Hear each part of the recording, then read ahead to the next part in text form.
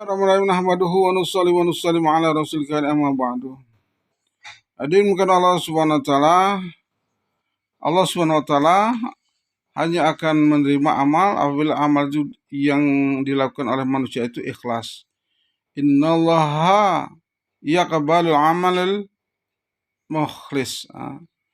Allah hanya akan menerima amal apabila amal itu dilakukan dengan ikhlas. Allah tidak akan menerima amal apabila amal itu dilakukan tidak ikhlas, bukan karena Allah, tapi karena makhluk, karena manusia, karena keinginan sesuatu yang terselubung di hati kita, bukan karena Allah. Orang yang beramal bukan karena Allah, maka dia mendapatkan predikat syirik kecil. Mensyarikatkan Allah, beramal bukan karena Allah, tapi karena manusia. Kalau syirik besar, kita menyembah berhala, kita percaya pada patung, pada jimat dan sebagainya, itu syirik besar. Syirik yang tidak terampuni sebelum kita bertobat dengan sungguh-sungguh. Tapi syirik kecil ini selalu kita lakukan. Kita beramal tidak ikhlas, tapi bukan karena Allah SWT, tapi karena manusia. Dan ini berbahaya. Orang yang beramal dengan ikhlas, maka dia akan ridho dengan ketentuan Allah Subhanahu wa taala. Apa yang Allah tetapkan bagi dia, kepahitan hidup, kesenangan hidup diberikan Allah SWT, maka dia bersyukur dan bersabar. Sebagaimana sudah saya sebutkan dalam tausiah saya sebelumnya.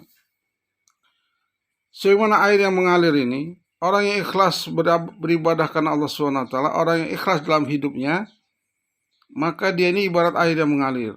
Air yang mengalir walaupun dia kecil, dari gunung, dari manapun, selama air itu mengalir, maka air itu akan bersih dan bisa digunakan untuk berwudu sempurna. Tapi kalau air ini tidak mengalir, walaupun dia banyak di kolam yang besar, tidak mengalir, lama-lama jadi butek, jadi busuk, jadi berlumut, banyak kotoran, jadi bau, jadi comberan, air comberan. Semua yang masuk ke sana menjadi busuk, menjadi bau, apalagi ditambah dengan bangkai. Udah menjadi sumber penyakit. Orang yang nggak ikhlas dalam hidupnya, maka akan tumbuh sifat-sifat busuk di dalam hatinya, sifat-sifat buruk rohani di dalam hatinya. Iri, dengki, suka memfitnah, takabur, sombong, medipeli, dan lain sebagainya. Semua dia lakukan. Karena apa? Karena dia tidak ikhlas pada Allah SWT. Penyakit itu akan datang kepada dia.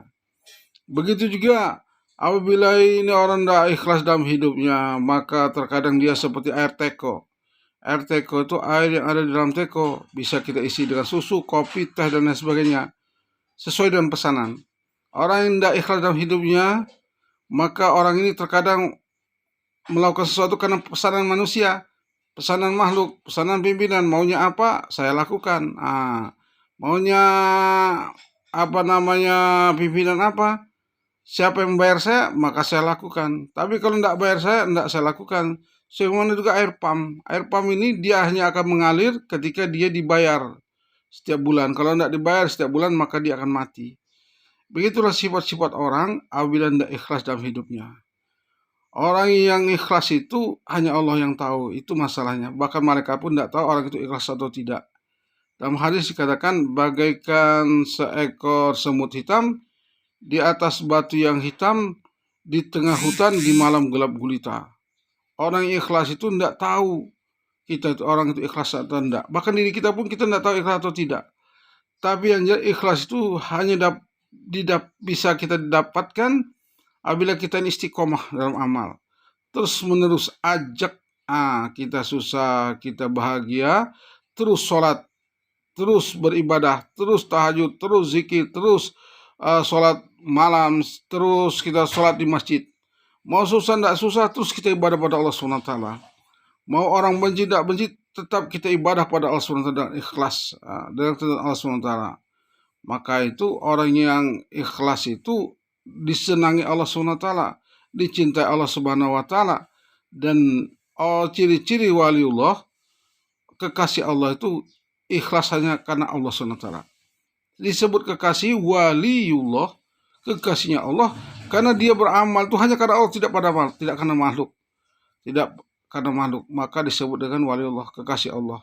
Dan doa-doa orang seperti ini pun dikabulkan Allah SWT. Tapi masalahnya orang-orang yang waliullah itu tidak suka menggunakan doa-doa mereka itu untuk kepentingan dunia. Dia mau doa-doa yang digunakan untuk kepentingan akhirat. Maka orang ini dekat pada Allah karena keikhlasannya dekat pada Allah. Maka bagaimana kita ini, sebagaimana kita makan nasi, kalau sekali tidak makan nasi maka kita tidak terasa enak makan. Itu karena ikhlas, karena istiqomah kita selalu makan nasi dari kita sejak kecil. Begitu juga amal ibadah ini. Kalau kita dari kecil, kita sebelum balik kita ini melakukan sholat 5 waktu, tidak pernah meninggalkan sholat 5 waktu di masjid, maka walaupun kita dikasih uang 1 miliar, 1 triliun pun untuk meninggalkan sholat, maka kita tidak akan meninggalkan sholat.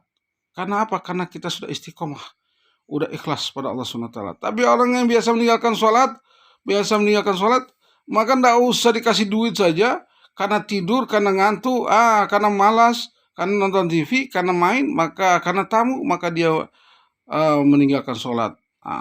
Bahkan sengaja betul orang meninggalkan sholat. Maka kata Nabi, yang paling mudah dilakukan oleh manusia itu, yang paling ringan adalah meninggalkan sholat. Yang paling berat menjaga amanah. Subhanallah bihamdihi, subhanakallahumma wa bihamdika, asyhadu an la ilaha illa anta astaghfiruka wa atubu ilaik. Assalamualaikum warahmatullahi wabarakatuh.